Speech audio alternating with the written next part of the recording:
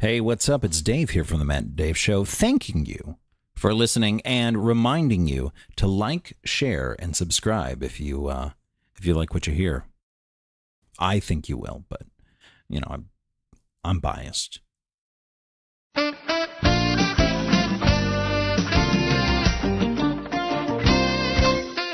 He's Dave. I'm Matt. And this is the Matt and Dave Show. 2 thumbs up. We're recording. We're recording. Thank you. I love that new the new sign you give me now that we check before I actually start talking, which is great. Well, I used to just think of all the great content people are missing when you don't record. Because we don't go back and say the same things. Like we don't. That's what's great about this. Actually, there was one whole thing we did not talk about that we had previously talked about. We let it. We didn't. We recorded a whole thing, right? Yeah. About Aquaman, right? Oh, yes. I saw Aquaman, yes, and I was like gushing about Aquaman. You're never gonna hear it. Well, I do want to talk to you today about Aquaman. Did you see it? No, I didn't. But the kid did. Oh, okay. Then we can talk about it. Yeah, I do want to throw some stuff at you. But no, I really think that it's like a testament to this show because we're not scripted. Like we don't. Yeah. Like okay, I want to talk about this or this. And this, we have like that's it. But I think we have our own personal bullet points about things we want to talk about. Yeah, that's true. And then if we can shoehorn them in there over the other person, it works. But I'm not going to talk about it again. Yeah, like it's not a scripted thing. Yeah, like we might do hey, we're going to start the show this way. I'm going to say, hey Dave, and you say, hey Matt, and then whatever. But that's about the extent of it. Like that's it. Yeah, that's the only scripted part of the show. I agree. Otherwise, it's just what we do. Yeah, off the cuff. Yeah, there you go. Yeah, we do what we want. Like we do what we want. Yeah, yeah. So he saw Aquaman. I mean, let's just he did jump right the fuck into it. So he saw Aquaman, and it was very interesting to hear his take because I've been taking him to movies since he was like in the womb. Actually, weaned him on the teat of movie. Like he's good, and I usually let him do the talking before I talk to him about movies because he'll take my opinion. You don't want to taint his opinion. Exactly. Yeah, no, exactly. I get it. Well, I don't want him to just go, yeah, I agree. Yeah. But he came back and he was like, oh, I saw Aquaman. And first I was like, when the fuck did you go to the movies? Right. But I was like, oh, yeah, you're a teenager now and you can do your own thing. And you went out with some friends yesterday. You probably went to the movie. Okay, so you went to the movies. Yeah. So you saw Aquaman. How was it? And he just gave me this blank stare and was just like, I was like, oh, wow, was it really good? And he's like, no. And I was really? Like, really? Oh, wow. Like, what was wrong with it? And he has really good points. Yeah. I haven't even seen the movie. There's some definite, I can understand a lot of people's criticisms about the movie. I can actually, but I just don't think they're withering enough to make you, make me not enjoy the movie. You could say, the script's kind of weak in points. Yep. It's not a great script. And that was his point, too. He's like, listen, it just wasn't a really good story because he's like, they tried to shoehorn Black Manta in there and he was only in for a scene and it didn't really make sense. And then he started talking about, the knife. Yeah. And how there's something happens with the knife, and I'm not going to say because it might be a spoiler. It might be. But he's like they set up this rule about what this knife is, and then they totally broke the rule, so it would be a dramatic moment. And I was like, oh.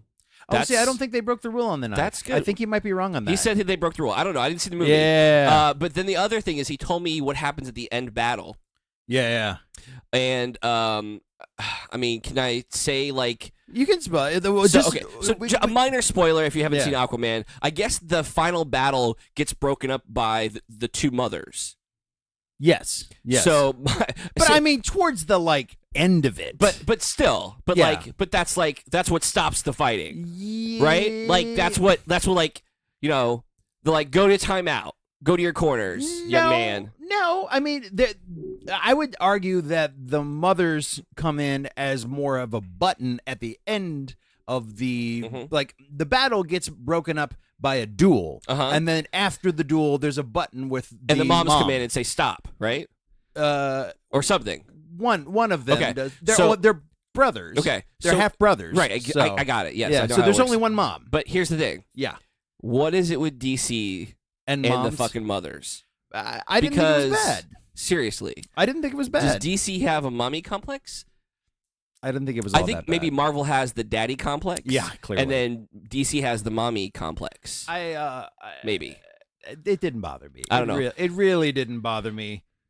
It didn't. I don't know. I mean, his points... No, there was no shock to any of it. Sure, yeah. You see it coming a mile away. You said it was fun. Yeah. Sure. It's not oh, I wonder what's going to happen. You know what's going to happen, Right. and it just executes well on what you know is going to happen. Right. That's my opinion of it. Like, the mom thing is the mom thing. Like, it's a key point to his ascendancy struggles.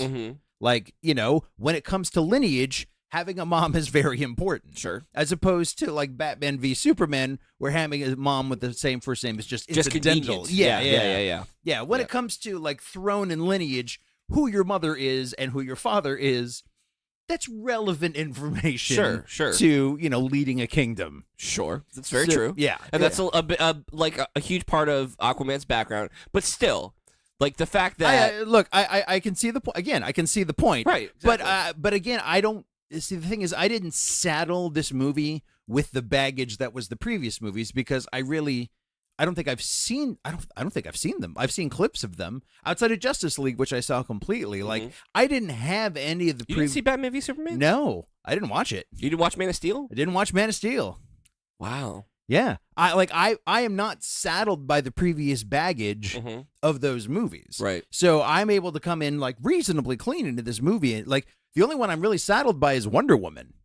Oh, you saw that one? I saw Wonder Woman. Yeah. I loved that was Wonder great. Woman. Yeah. And I saw Justice League on a fluke, just because I was tired of being accused of being a hypocrite for shitting all over. Sure. It. But you were right. Yeah, I was right. Yeah, but like you were justified. Like Timothy Olyphant. See what I did there? I think it did. But yeah, like but I didn't have any of that like jaded like stuff going into it. Right. Like I was like, oh, you know what? This is cool. Like, this is fine. Well, see, I think that you're at the point now where it's made like over $1 billion and it's made more money than The Dark Knight and all this stuff. It's DC's most successful financially successful movie. Yeah. And so now you go in and it's like, well, it must be pretty good if everybody loves it and people see it multiple times and it's made a lot of money. So let's go see it. And now maybe it's more of a not measuring it up against Justice League or Batman v Superman, but measuring it up against like Wonder Woman in a good movie. Yeah. And then you go in expecting a good movie and you get like an entertaining movie. Yeah, it's an entertaining with a lot movie. of plot holes.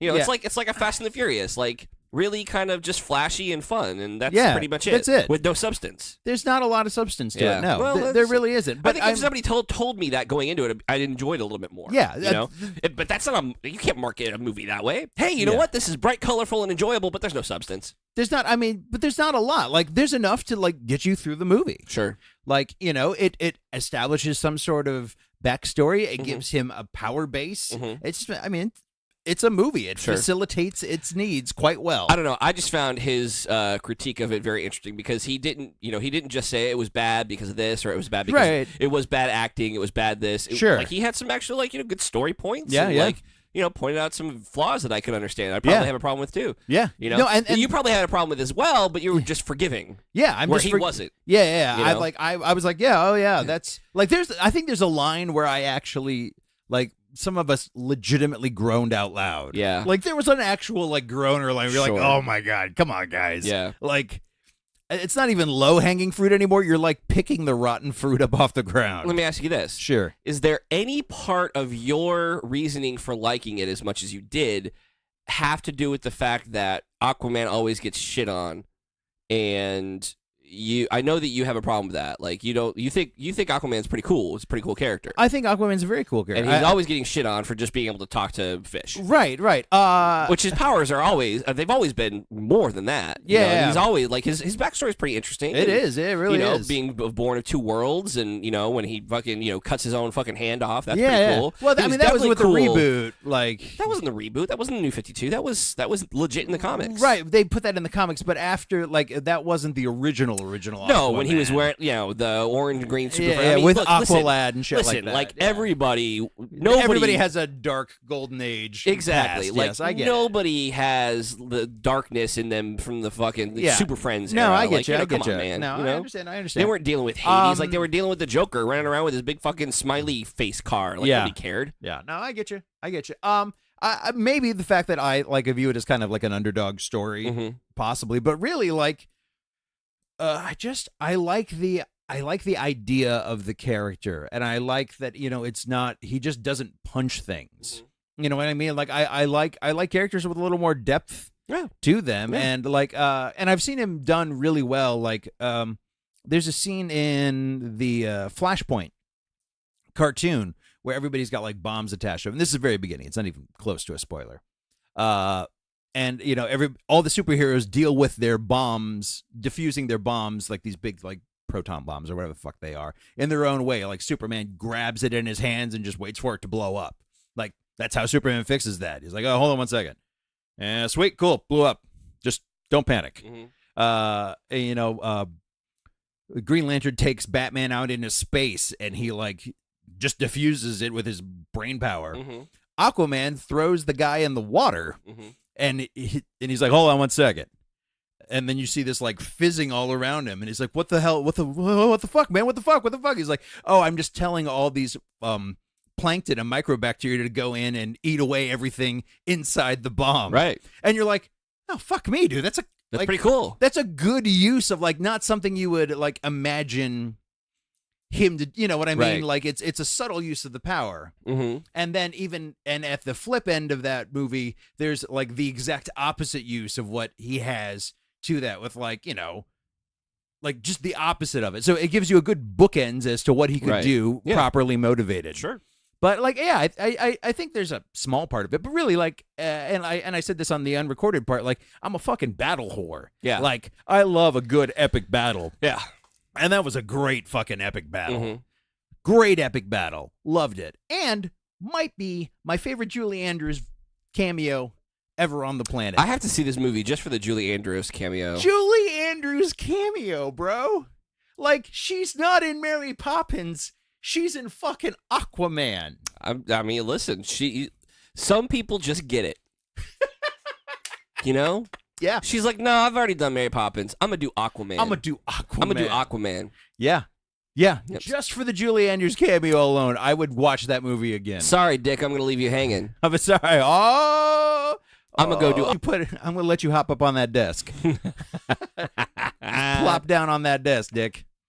See what I did there? I did. I did. Great. Anyways, so I liked it. I recommend it. I don't know. I think. I'll wait. I'm gonna wait just because there's so many other movies that I have to see. Plus, I've just all this television I've got to watch. Yeah. We're watching the Marvel movies again. Captain Marvel's coming out in March, and then we've got all the summer movies coming up. I got to get caught up in Game of Thrones. Game of Thrones final season coming out. Fucking Stranger Things in July. Like there's just too much, man. There's a lot. I've got some. I have media just overload right now. It's just too much. Yeah. And now like you've got CBS has their own streaming service now.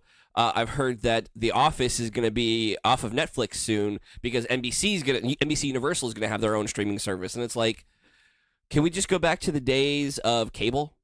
Yeah, yeah. You know, we're talking like who needs cable? I'm going to get what I want. I'm going to get Netflix. I'm going to get Hulu. I'm watch what I want when I want. Yeah. And now it's like, can we just go back to cable where I get everybody because this is just too damn much. Yeah, exactly. Disney's launching soon. You know, it's like, man, good Lord. Yeah, I don't even know where to look now. Yep. So speaking of streaming, I finished Kimmy Schmidt.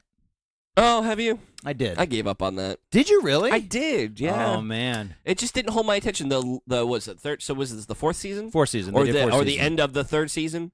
Whatever it was, the last one that came out before this one, I watched like the first 2 episodes. I just lost it. Really? I just was not interested. Interesting. I loved the first season. I did. And the second season, I was like, all right, yeah, this is fun. All right, I'll keep watching. And then like the first 2 or 3 episodes, I was like, no, I'm not feeling it, man. Wow. I'm just done with it. Fair enough. You know? Fair enough. Like, I don't know.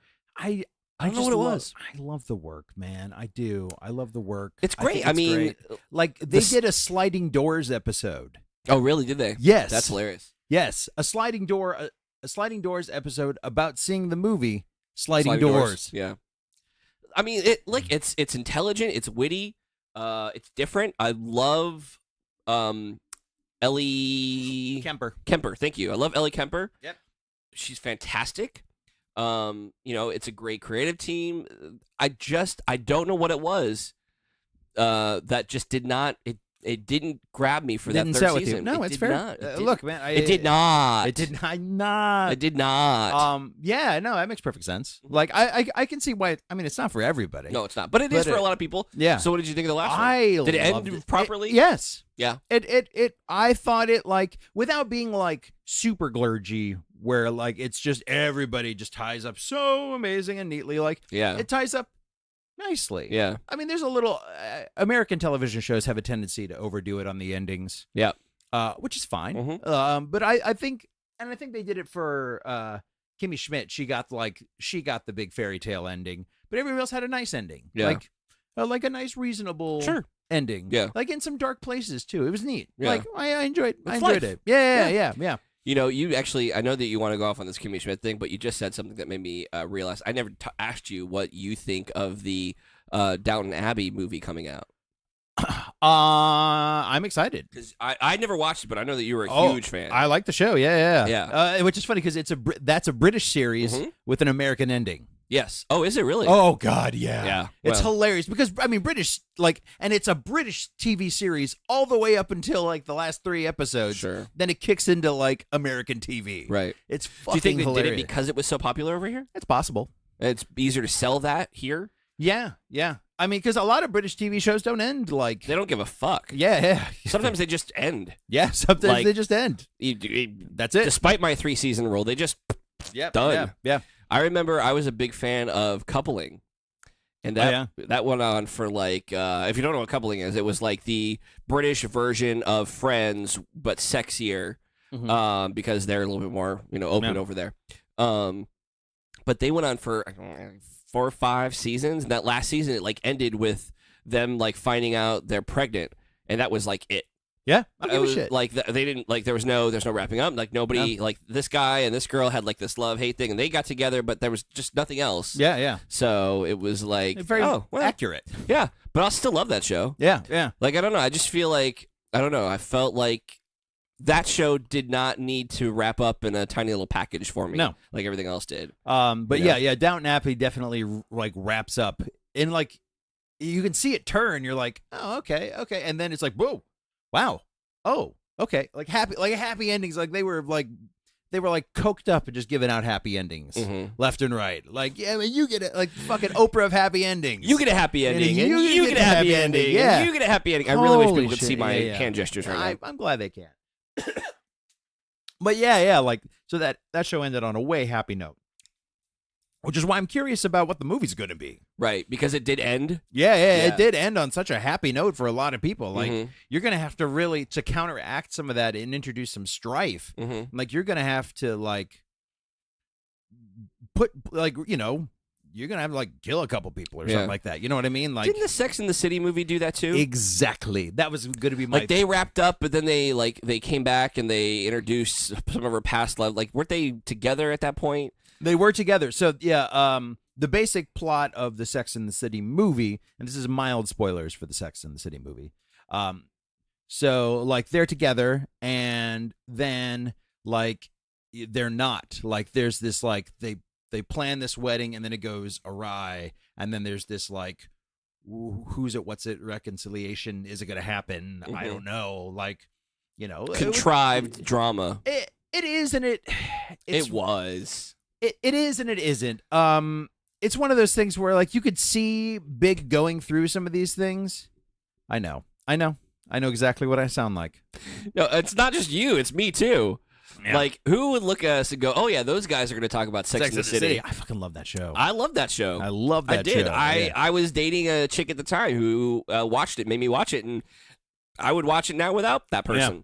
So I had the exact opposite thing. Like, I'd watched that show, and I came in with the missus watching it. I'm like, oh, yeah, this is the episode where they paint all their vaginas. All right, I'm going to go. She's like, what? I'm like, yes, this is the vagina painting episode. Like, have you seen this? Seriously, vagina painting episode. How could you not love that show? Right. I'm like, yeah, this is... like, because I was like, oh, like 4 seconds of like screen time, and I knew exactly what episode it was. I did watch it because of the girl that I was with at the time, but I gotta be honest, like I wanted to watch it because of Kim Cattrall. Oh yeah, because I mean, it's my love for Kim Cattrall, yeah, and Mannequin, yeah, So like I watched it, I was like, oh, Kim Cattrall has lots of sex. I'll watch that. Yeah. I mean, listen. Yeah. I hate to say, I mean, I hate to be that guy and play to the stereotype, but I'm sorry. You like Kim Cattrall? I just love Kim Cattrall. Attractive. She's fantastic. Yeah, no, fantastic. Yeah. And it was such a different character than the characters that you've like seen her from the 80s. I don't know if it's completely out of look her at wheelhouse. Mannequin and look at Police Academy and what was the other ones? I mean, I think she's playing just like a more sophisticated version of her Porky's character. Yeah, I don't know. I mean, like, I honestly, I think like, what was it? What was the Vulcan that she played? Was it Savick? Was that Star Trek 3 or 4? 3. It was 3. 3. 2 or 3. Search for Spock, right? Yeah. I think that was like the most out of character thing I've seen her play. I wouldn't say out of character. I would just say different. I mean, out of so trope. Different. Out of trope thing that I've seen her play. I was like, oh yeah. Anyways, so I love that show. You're 100% dead on. I'm like, oh, this is a show that women watch. So if I watch this show, I'll relate to women more. Yeah. Like that's why I'm like reading Cosmo. That's why I'm not afraid to like watch chick shows or chick movies. Like it's entertaining and you get a little insight. Yeah, I'm all about that. Yeah, I'll go behind enemy lines. That's true. Yeah, enemy lines. I'm a spy. They're not the enemy. I'm collecting my intel. Okay, we will do battle. So there's something that everybody's talking about right now. Yes. And I want to talk about it too because we probably might be able to offer a different spin on this. Ooh, I like it. Have you watched either of the Fyre Festival documentaries? I have not watched either of them, but I have. I know that you know all about it because I have some insights. You're plugged in. I know. Yes. So that's what everybody's talking about right now. There's a Fyre Festival documentary on Netflix, and then there's also one that is on Hulu. Yeah, and the Hulu one came out first. Did it? Yeah. Okay, so the one on Netflix is the one that blew up. Yes. You'll see a lot of memes about a guy offering to suck dick for the team, which is discussed in the Netflix documentary. Yes. Which is probably why that one blew up. Yes. They had a talk about moment, whereas Hulu did not have one of those. Yes. But it's very, very interesting companion piece, I would say, the Hulu one. I would suggest watching it from I would watch it from the Netflix to the second one. The Netflix one had a lot of interviews with former employees from Fyre. Yes. And a lot of like inside information in the company. And whereas the Hulu Fyre Festival documentary is a little bit more third person. Yes. Look outside looking in. Yes. I found out. Well, we talk about it in general. So if you're not familiar with Fyre Festival, and I'm sure by this point you kind of have to be. You are. Fyre Festival was billed as one of the most exotic, exclusive, glamorous music festivals on a private island that has ever occurred. And it was probably the biggest disaster since the Titanic. I mean, less people died, but yes. Nobody died that I know of. Yeah. But it was that big of a disaster. Yeah, it was I mean, I don't like throwing out the words, but I would call this an epic fail. Oh, it was an epic fail. Yeah. I mean, like that's the definition of an epic fail. Yeah, like now it's not even going to be epic fail. It's going to be that's Fyre. That's totally Fyre. that's a and it's Fyre Fyre Fyre. Which if you couldn't tell already, that just signifies how douchey it was going to be. Oh, and this guy was douchey. Yeah. Douchey. So let's talk about what I want to talk about with you, because you can watch the documentary and find out what happened, and there's a lot of things. And if you have any questions, you can always hit us up.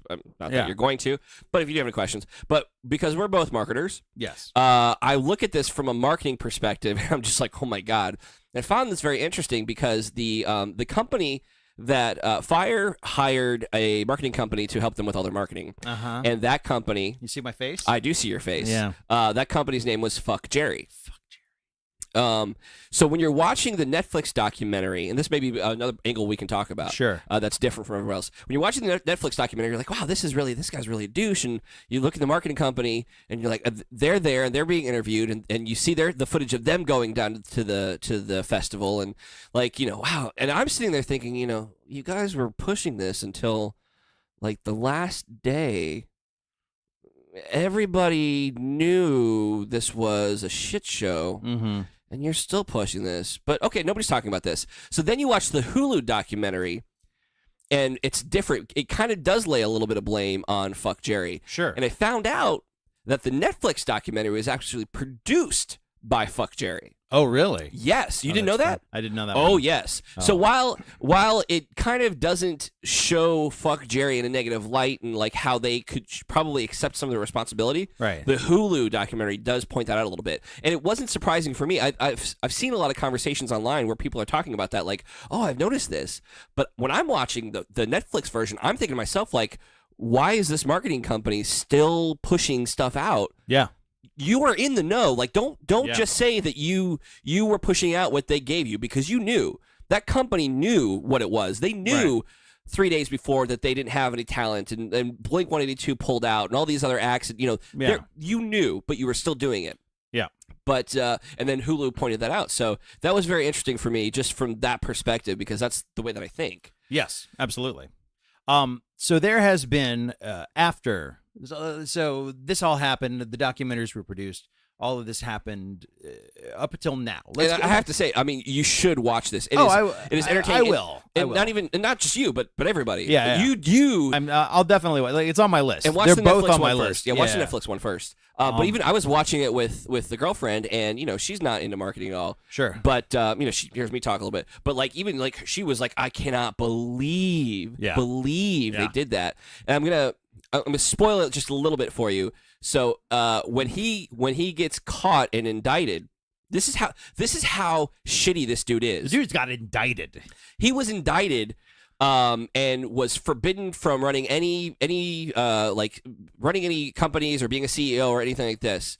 The people who had gone to the Fyre Festival, signed up and bought tickets after he was indicted, after everything came out, started getting phone calls from this New York VIP about like buying tickets to the Met Gala and to the Super Bowl and to just things like that you can't, like the Victoria's Secret model show, sure, like things you can't get tickets for. Right. They were getting phone calls from this dude. I think his name was Frank. And like everybody's getting emails and phone calls. And I'm sitting there watching this. I'm like, oh, that son of a bitch. He sold everybody's information for a couple of bucks. Oh yeah. Right. Yeah. That's where my mind goes, because I know how it works. Yeah. No, that's not what he did. No, he actually got a guy named Frank. He partnered with a guy, and it's like, listen, I can't be a part of this. You have to be the face of it. He would sit there and like write the scripts, and then have like this guy. So he was still fucking people over. He was still trying to fuck people over after he was indicted. So then after that, I think he was indicted again for like wire fraud or something. Like now he's spending 6 years in prison. Good. But what's interesting about the Hulu documentary is that they interview him. He's on camera a lot in the Hulu one. Oh yeah, which is also what makes it interesting watching the Netflix one first, right? Because you don't get him at all, but everybody else around him. And then they interview his girlfriend too on the Hulu one. Oh shit! And it ends with like him calling her. It's just really interesting, like hearing her. There's no mention of his girlfriend in the Netflix one. Oh wow! So it really is interesting. They go into like the background of a lot of these financial investors in the Hulu one. Very, very fascinating. Okay. But that's how douchey this guy is. Like I was trying to think of like, what's the slimiest thing a marketer could do? And obviously you turn around and you sell the information. That's valuable. We know how valuable people's information is. Yes, absolutely. That's how people make money off of you. Yes. But that is not what he was doing. He was keeping that information and basically having a face. Oh yeah. And just basically whispering in this dude's ear saying, hey, this is what you got to say. Yeah. It's unbelievable. All right. So I want to circle back to ckJerry. Yes. So ckJerry is featured prominently in these documentaries. They are. And they were trying to play the victim card. They were. I don't know. I think they're starting to climb, but they were a very prominent, high up there marketing company. Okay. So I hate these guys so much. I'm going to try and be as neutral about this as I possibly can. Why? Well, just It's your show. I want to convey information before I start, like, ripping out their entrails and double dutching. Okay, so convey first, and then you can. So they are a marketing company. They've been around for a while, and they've achieved great success in like the kind of comedy marketing type of thing. So when they were partnered with this, I mean, it makes sense. Like, these guys have had good success, like partnering and promoting events and shit like that. Like, it's somebody you would want to go with. They have a good reach. Did ckJerry work with Coachella? I don't know. I don't know either. They were partnered with Comedy Central. Like, Comedy Central would buy ads. That's right. On their stuff and shit like that. There's been a market. There's been a market for these guys. So I've seen the PowerPoint pitch. Like, I've actually thumbed through the Fyre Festival PowerPoint pitch. Have you seen it? Yeah. No, I've not looked through it myself. I've heard about it. Yeah. So I've not watched. I've not looked at it. I've seen the Fyre Festival PowerPoint. Where did you find it? It gets shared amongst people of my professional. I'll see if I can find it. I have to see it. Yeah. And it's good. Like, it talks about influencer marketing and shit like that. And that's what a they big leverage. part of the documentary. Absolutely. Yeah. Like, and that's kind of like the key thing where they're like, yeah, we'll leverage these celebrities. These celebrities will, make it seem like they're going. It was total bullshit when it was written, but it's what they used to pitch people to invest money into it and shit like that. So anyways, this documentary comes out, and we're like, I'm going to deal with the post-mortem on this. Okay. So this is after both documentaries come out about the failed festival. So ckJerry is online, and they're like, God, we lost so much money. Like, should we do a Kickstarter to recoup the money that we lost? And that is not why you do a Kickstarter, right? Not actively serious, but like they were trying to play the victim. Like, they were really throwing out the victim card. Right. And then the downside of being in the limelight is people have really long memories. So ckJerry is known for, and this is where my claws come out. ckJerry is known for being content thieves. Right. Yeah. They are famous for being content thieves. Uncrediting, fucking shitty. Like people hate comics. Like, comics hate comics that steal. Which is why fucking Mind of Mencia does not exist anymore, because Carlos Mencia was a notorious joke thief, and everybody was like, nah, he gets burned. Yeah. Like, sorry guys.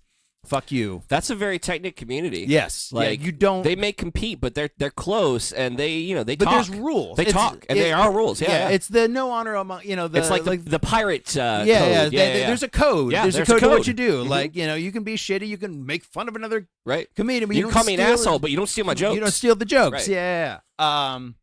So ckJerry, I mean, that was the entirety of ckJerry's business model for a long time. Yeah. Is up until like 2 days ago. Yeah. Like, that was what they did. And so now that they're back in the limelight and people are like, so they're trying to talk about this documentary, and they're like, yeah, but remember the time when you like, oh, you're sad that you lost money and you feel like somebody stole from you? Like, and I believe they used like the word stole in the tweet that they put out, which was just like, that was it. Like, that was the cut that these people needed to just, like, the sharks came for this motherfucker and just pounced on him. I mean, like, they're like, oh, so now I think it's still halfway trending. So there's a hashtag called ckJerry. Oh, they didn't delete it? No. Oh, good. Those cocky bastards did not delete it. They think they're So, and all of a sudden there's been this slow wave, and it's a lot of social media like marketing managers and stuff like that that are like, they don't, we're supposed to be funny on Twitter, like, so there's a whole thing about like content thieves, and nobody likes it. So, which is basically what ckJerry did. They took stuff from funny people on Twitter. They took stuff from halfway famous comedians on Twitter, and we're like, fuck you, I'm going to put a commercial on it and call it my own. So all of a sudden now there's this like unfollow ckJerry thing going around. Yeah. Now. So, and if you have seen that and you're wondering like, who the fuck is ckJerry? Now this is you ckJerry. know. Yeah. I saw Patton Oswalt. Yeah, he was one of the big ones that he did it. He was huge. It was Patton Oswalt, Paul F. Tompkins, Colin Hanks. I saw Colin Hanks too. Yep. Colin Hanks. Because Colin Hanks actually is good friends with Patton Oswalt. Yeah.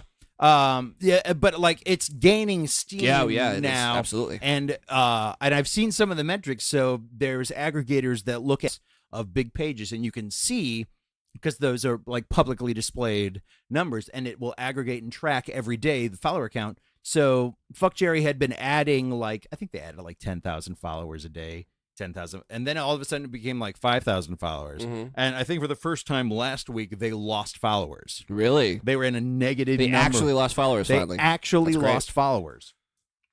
So he put out a statement. This fucking shitbag, dirtbag, fuck you. God, I hate him. I hate him so much, Matt. I hate this stupid, smug, fucking beady fucking eye. I just hate him. I hate content thieves. So what you're saying is... I fucking hate him. Anyway, so he came out with a statement saying, well, I realize that we've had some practices in the past that may not, and I will work very hard to make sure that we clear all the content that we use and it is accredited. So from now on, we're going to really try hard to clear and credit content where it is appropriate, and really just double speaking his way into going yeah, well, we're probably going to still do the same thing. Fuck you. There was I'm trying to remember his name, Vic somebody. He shared ckJerry took some of his videos and jokes and just threw them on his site with a commercial on it. And he was like, hey dude, can you take those down or credit me? And the dude responded, just shut up. Shut up was what he said. Fuck this guy. Fuck him. I hope he burns in a Fyre Festival. I see what you did there. Thank you. Yeah. Thank you. Yeah. Dave Russell, everybody. Yeah. Dave Russell. Yeah, there's no doubt that, listen, everybody, it's different when you take a meme or a motivational slogan or something that you saw from your friend, Steve's page, and post it, copy it, type it up, and call it your own. That's different from a marketing company that has millions that makes money off of it. It would be like you guys taking the Matt and Dave show and selling it to somebody else and not crediting, calling it something else completely. And making money off of it and not crediting us or not paying us or anything. And there's a difference between, just to clarify, there's a difference between sharing something, and retweeting or sharing on Facebook and reposting it. That's what I'm saying. If you take something and you don't share it and you just copy it word for word, it's basic first day of high school. Yes. It's. And I'm going to follow my sword here a little bit. Now I have taken some stuff from Reddit and. Every time in a while, I used to throw the hashtag from Reddit or something like that, but I wouldn't do the super due diligence of crediting the account of the picture that I took or something like that. Did you do that on your personal page? No, I did it on the Matt and Dave show. For Matt and Dave. For Matt and Dave show. Shit, we're shitty too? But we're also not making money. We're not making money at all. And, it's one of those things and the only reason I would do it, and I'll be full fucking disclosure, is because it's easier to share an image through social media than if I shared a link to the Reddit account. Yeah. That's a big pain in the ass because it doesn't come through as well. And then you have to click through and look at the Reddit and then, which I've stopped doing. I stopped doing probably about, 6 months ago. Mostly because I got lazy because that requires a lot of fucking work. Right. It requires a lot of effort to do it. Yeah. And it was easier because I would just share things through everything all at once. So you had to be a picture for Instagram. You can't just share a link through Instagram. So I would have to do it as a picture, and then I was terrible at the accreditation. So I will eat the appropriate amount of shit for not crediting the appropriate Reddit people who might have stolen that to begin with. You don't know. But so I will eat my own personal shit for it. It's hard, though, because the stuff that you're talking about is an anonymous Reddit user. Well, they're not anonymous. They have a Reddit name. Yeah, and I have credited Reddit users, or at least from Reddit. Right, but that's not my original content. That's different from stealing content from Joe Comedian, who clearly, that's their stuff. It's their written, it's their story, and you're taking it and that's different. It's different. Oh, it absolutely is on many levels. I am no ckJerry, but I wanted to make sure, just so someone doesn't come back if you go back 6 months, I'm going to eat my appropriate amount of shit right here. Yeah. And and I understand how you get there, but at the same time, don't be an asshole about it. Well, I'll tell you what. If we do somehow wake up tomorrow and we have 10 million followers and people are liking the old posts, we can go back there and I will absolutely. We'll credit it and we'll reach out to them and we'll give them their say, hey, you want to come on the show or talk whatever we want to do. Yeah. But we're definitely not looking to screw people over. Yeah. And I think that's one of the things that you need to know about like marketing is that especially today, people want transparency. They do. And there's a part in this documentary where they're talking about. You're gonna love this. They're talking about deleting posts. Oh yeah, like that's like social media marketing no number one. Like you don't delete posts ever, because it makes you look bad. Yeah, because it makes you look bad.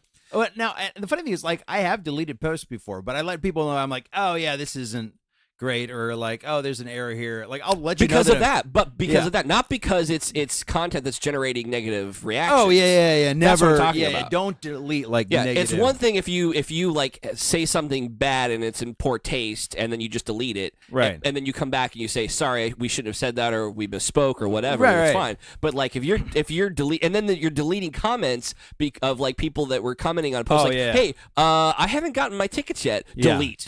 Oh yeah, and then blocking that person. Oh, absolutely. Like, that's like no. Oh yeah, that's chronic no-nos. That's definitely the way to like ruin your brand, and that's what's happened, Yeah. And I think people say that there's no such thing as bad publicity. There is, and this is an exact example of that. There is. And I'll tell you what. If ckJerry, if they wanted to keep their brand and they wanted to be real about it, they would have just come out and said exactly what you just said. Like, listen, we fucked up. We've had some shitty practices.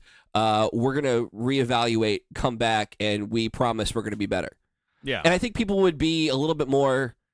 Well, you'd have some people who would kind of be accepting of that. Right. There'd still be a whole shit ton of people, a whole community out there that'd be like, "Fuck you." Right.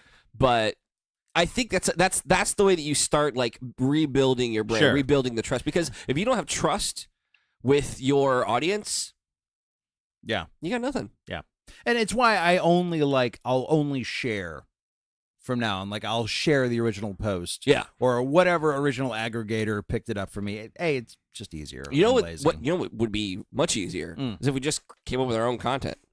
Well, I've put out some of the original Matt and Dave show content before. I know you have, but I brand it too. Like if it says if it's a Matt and Dave show, I'll put the logo. I'll slap that logo on there, girl. Yeah. Hey, that's my logo. I made this shit. All right, watermarking shit. That's a good idea. Yeah. It's like I do it for a living. But yeah. Like. It's just it really was like, for me, it was just laziness. It was absolute unadulterated laziness. And I will tip my hat to the fact that you have to do it for Instagram. It's an absolute must. Like, you have to take a picture and repost. Now, which is why you always credit in Instagram, and you'll see it for people. God, this is such a marketing podcast right now. It is. But you'll see like the camera, like, it's all right. We do what we want. Right. You'll see the like, camera emoji by, and then the @name when you repost or when you regram. Yep. That's what that's how you credit. You always credit that way, because you have to repost the image. Yeah, like there's no like share with your friends button on Insta. So yeah, that's it. That's fun. Yeah, it makes me wonder too. I've actually been wondering about this. If Facebook is going to do something like that sometime soon, since it's the same company. Where you have to, like, it's automatically accredited to the original source. Well, I mean, if you share it, which is like, Facebook is really good about sharing when you share content within Facebook. Like when a lot of the Matt and Dave stuff now, that's like the memes or the stuff, like I just share from from where I saw it. Sure. So, but you can get around that. You can get around that. Oh, I absolutely could get around it. But I'm saying they make it easy to do, so where I don't have to try and get it around it. Like, I can get the cool big image, it still cites the source where I got it. Like, it's easier for me to just share it from the source rather than have to like pull it off. Like, and that's what ckJerry was doing. They would literally they would rip off a piece of content, they would crop out the watermark, like, and repost it as their own. Like, that's effort. That takes time. It makes me wonder, like, how you get away with that, especially when you have that many. It's one thing if you don't have a lot of followers or that many eyes on you. It's one thing to get away with it then. But when you have so many people, it's such a big business. It's such a huge well, you following. have juice then. That's what you have. Like, you have juice. Like, yeah, but they're not your oranges. Doesn't matter. They're somebody else's oranges. And Look, when you're stealing from so many fucking people, you suspect there would be, some sort of like rumblings going on about, hey, all right. these guys are assholes. Let's put it this way. So Mr. Sunkissed, the founder of Sunkissed, comes by, and you're selling oranges on the street. Yeah. And he goes, "Hey, what's up, dog?" And he just grabs an orange and he walks away, and gets in his fucking armored Humvee and leaves. What are you gonna do? You're gonna eat. You're gonna be like, "Man, that sucks." I'm gonna tell my mama on him. Right, exactly. And that's what it is. Like, yo, what's up, dude? This is cool orange. It's mine now. Right. But let's just say, on this particular day, Mr. Sunkissed hit up. Sorry. P.S. Sorry, Sunkissed. Please sponsor us.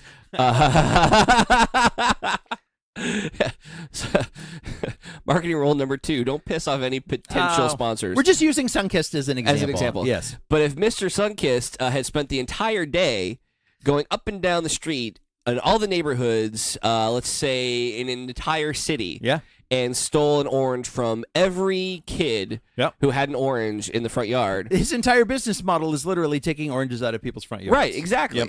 You'd have a lot of pissed off people and a lot of pissed off parents. You would. Knocking at the door going, "Hey, you want to give my kid his 10 cents for the orange or whatever?" Yeah. And then you tell them what you tell everybody else. Fuck you. Right. Oh, you know what? I'm sorry. Shut up. Right. Good point. Shut up. But what are you going to do? But then there's a story. You're gonna sue me for an orange? Then you've got a whole bunch of people, right? You do. Okay.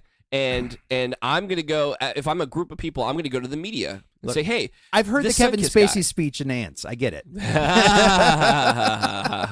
but that's my point. It's exactly it. Yeah. You get enough people to make a noise, and then there's all you have to do is just get one person, one reporter, one editor, one copywriter, just anybody to write a story, and boom. But here's the thing, though. It was known before this. It's not like it was a secret. I just can't believe I have a hard time believing that there are companies out there that would want to be associated with this marketing company or give them their business if you know that they're notorious for stealing. I wouldn't want any part of that. Dude, Comedy and that was the thing. Like, people are like, dude, Comedy Central? Really, guys? Like, really? Like, this is but you know what? They reach, you reach fucking 15 million people. Like, I know a lot of big companies that would just hold their nose and do it. Yeah, but then you have shit like this that happens, and everything, the fucking house of cards comes falling down. It does. See what I did there? Yeah, you did. That's just all old Kevin Spacey shit. Yep. But you know what they did? They were like, well, we're never going to do that. We disagree. And then they left. So they got, they had their cake, and now they're just going to eat it. Mm-hmm. They're going to be like, yeah, well, that's terrible. You're right. And we agree with you because we care about the way you feel. Mm-hmm. Yeah, they do care about us. They care about us. They advertise with you for like 4 years, but now they care about you, and they're just like, yeah, we care. This cake is really good. Have you had this cake? It's really good cake. I mean, we care. I care so much about you. I care about this chocolate in my mouth. I'm talking about this roll. It's like fudge on fudge, dog. Fudge on fudge. Like, hashtag fudge on fudge. Fudge on fudge. But I mean, yeah, they care, but I mean, that's all they have to do. I mean, unless you're like, and there's a risk to it, like, because, you do run the risk of it being worse than just content thieves. But there's always a risk when you do like associative, like brand marketing, or when you partner with influencers or anything like that. Like, Kylie Jenner could go out and like, shoot a dog in the head on a video, and you're like, oh, fuck Kylie Jenner, shit. Like, then you're like the brand that sponsored the puppy killer. Like, there's a risk and reward. But if it's like content thieves, you can be like, well, we disagree with that. And now I think because of this Fyre Festival, the FCC is looking at influencer marketing. Yes. Because there was no responsibility by Kylie Jenner. Like, she tweeted this. She was paid like $150,000 to tweet out this link. Yeah. And, she tweeted it out, and that's how, like, it blew up. And then she held no responsibility at all. Like, I think you need to. That just goes back to, I mean, I know we're getting really nerdy here with the marketing stuff, but trust us when we tell you, or trust me because Dave hasn't seen it. Trust me when I tell you, you've got to see these movies or documentaries. They are not as nerdy in marketing. You don't need to be as fluent in the you don't have to be into it or fluent in the terminology. It's a good human story. It's a good human story. It's funny and it's like eye opening, and it is a true story. It is a documentary. Yeah, this is some real shit. This guy, I believe his name is Andy. You have to see his story. Just how much this guy believed in. The gentleman behind the Fyre Festival. I'm not even gonna use his name. The gentleman behind the Fyre Festival. Like he literally was gonna, like, that's the story. Like, he was, they called him up. They're like, hey, we need this water. You have to go take one for the team. So he goes and he showers and he brushes his teeth. And he's ready to go suck some guy off to go get some water out of customs. And, like. That meme is not a joke. Like, it's he'll tell you like he's the one telling you the story. Like, and if you go back, he's like appreciating all of the meme and love. Right. Online, he's gonna get his own show out of this. Oh, I'm sure he is. He's a very personal guy. Yeah. I would love to know. No, he is getting his own show. They don't talk about him in the other documentary. Oh, yeah? Which I find interesting because, like, in the Netflix documentary, he's kind of portrayed as the guy behind the guy who's like helping him. Right. Do this stuff. The blowjob consigliere. Right. Which when you watch the Hulu documentary, yes, Dave, I'm realizing what you said. I'm just choosing to ignore it. When you watch the Hulu documentary, they talk about all the other investors and how many other investors there were in this, and they make it seem like this guy was the only one. But sure. It's fascinating. Well, that's why you should always get multiple points of view, even when it comes to documentaries. It's absolutely true. Absolutely true. Because there's always multiple angles. I mean, it's always about perspective. Oh man, that was a rant. We did some ranting. Do you think? Oh yeah, dude, that was good. I don't think you ranted. Well, we did. I didn't rant. Well, maybe I ranted. I usually rant, and you don't. Yeah. I think it was the other way. You felt like it was more. You were definitely more worked up about this topic than probably anything else we've ever talked about. I do. Because it's close to home. I feel it, man, and I take it very, like, on a professional level, sure, but on a personal level, like, I take shit seriously, and like, and I've called people out online. Yeah. As like, dude, like, like I've seen, and it's so weird and so stupid, but it's like it's that, like, that mob mentality. Like, dude, you just stole that joke. Whoa. And then someone's like, dude, you did steal that joke. But it was another food company that had clearly, like, just copy pasted somebody, like a fun Twitter copy pasted. It's called copy pasta. Oh, copy pasta. Copy pasta. Okay. Had copy and pasted, copy pasted somebody's tweet onto their own tweet, and it just, like, sent it out. And then, like, one person pointed it out, and then another was like, "Oh, dude!" And then, we had to start making jokes about, like, what's this person's favorite band? Oh, it's Steely Dan. Nice. Right. And it just didn't, but it was very much like a mob mentality. Like, dude, you don't get to do that. You don't get to do that. Yeah. It's weird. So there's policing now. Yeah. Like, it's self-policing. Sure. But there's, like, people where this matters, and people with, juice that, that are, like, if you follow, what's the brand? Hey, everybody I think should follow Steakum account. Like, go on Twitter, follow Steakum. Just live your life and just follow Steakum. Okay. Especially if you're young. Sure. Like, but I am not young. Right. But Steakum is but not yet old. Yeah. Steakum is very vigilant about joke thieves. Like, has a whole thing about being anti-joke thief, and it's wonderful. And they're like the self-appointed, like, sheriff of joke thieves, right? Yeah. But as a brand that sells, like, meat, right? But also, like, don't steal jokes, kids. Yeah. Because when was the last time anybody had a Steakum? Exactly. I can't remember. Yeah. And I didn't even, I forgot about that brand until you brought it up to me just a few months ago. Because of this, we were having this conversation privately. Yeah. Yeah. But yeah, like, they are one of the, like, the forefronts of, like, joke thief policing. Steakums, sponsor us. They're not going to sponsor us. Well, you did it. You said it. I wanted to say it. I wanted to say Sunkissed. We're sorry. Steakum, sponsor us. I'm not sorry until anybody gives me money. That's a good point. Yeah. You know what? I'll say what I want. They Ooh, that would be great. Yeah? Yeah, I would mention that. Or I'd eat it on the show. You want to eat some steak on the show? Yeah. If they're going to send us some steak for free, fuck yeah, we'll do that. That'd be awesome. Send us your product. We'll try it out on the show. We'll try it. I've actually always wanted to make pho with steakum. Oh, ooh, okay. Well, I'm not a big pho fan. How are you not a big pho fan? I'm just not, man. Dude. Dude, the first time I had it was that place that you took me. The Vietnamese restaurant? Yeah. Where they serve pho? Yeah. Dude, yes. I wasn't going to say a name, though. I didn't, kill the... but yeah, like, I just didn't... I don't know. Maybe I ordered the wrong stuff. I don't know. I mean, it's one of those things, like, honestly, like, I'll give you shit about it, but, like... You like everything, though, man. It's not for everybody. I understand, like, how some people can like it and some people can't. It's just... there's nothing... There's no flavor to it. I don't know. Oh, that I disagree with. I don't know. So, visually, like, the first time I had it with the missus, she's like, oh, my God, that looks like a swamp. That's true. She's like, you look like you're eating a swamp, and I'm like, that's fair.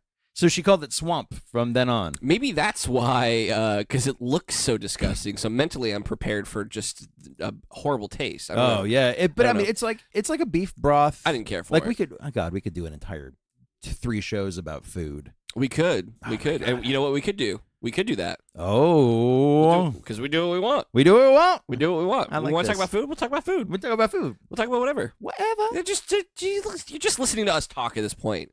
We don't really stick to any format. You know that. Yeah, come on, that's true. But it would kind of be annoying though if we were sitting here going, yeah. So we were watching this movie today. So yeah, it was really good. By the way, this steakum, it's really good. Delicious. Yes, delicious steakum. Yeah, you really would have to slurp. Oh, There'd be a lot of slurping. Dave, you got some cheese in your beard, man. Oh. Yeah. So this rom-com. Oh, that's Sandy Bullock. She's crushing it. Crushing. Oh, dude, give me some of that more. Put some mustard on this shit. All right, so we don't talk about sports. It's Super Bowl Sunday. Who do you got? Who do I think would win, or who do I want to win?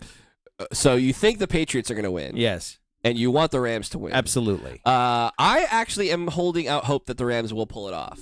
I am also holding out hope that the Rams will win, which is exactly what I just said. I think they have a good shot. Yes, but they're a competent team. But last year, I thought that there was no way that the Eagles were going to win and the Patriots were going to run away with it, and then they ended up losing. So I don't know. We'll see. Maybe if we're lucky, maybe if the Patriots win this year, Tom Brady will be like, nope, that's it. I'm going to go out a winner. Yeah. And we'll all be the better for it. I agree. But will we, I mean, dude, you can hate Tom Brady all you want. He's the GOAT. He's good. I hate him. I hate the Patriots, but he's great. He's good. Yeah. He's GOAT. Yeah. You know how big of a Michael Jordan fan I am. Yeah. And I hated LeBron for so many years. And LeBron, he's great. Yeah. He's not Michael Jordan great. He's not Michael Jordan but great. For this, he is this generation's Michael Jordan. Yeah. And I can't take that away from him. You can't. You really can't. No, you can't. Yeah. He's really, really good. Yeah. He is the best player in the NBA. Yeah. Right now. By a lot. By a lot. Yeah. He is single-handedly like he could play any team. And he could be on any team, and automatically they're a contender. Yeah, easily.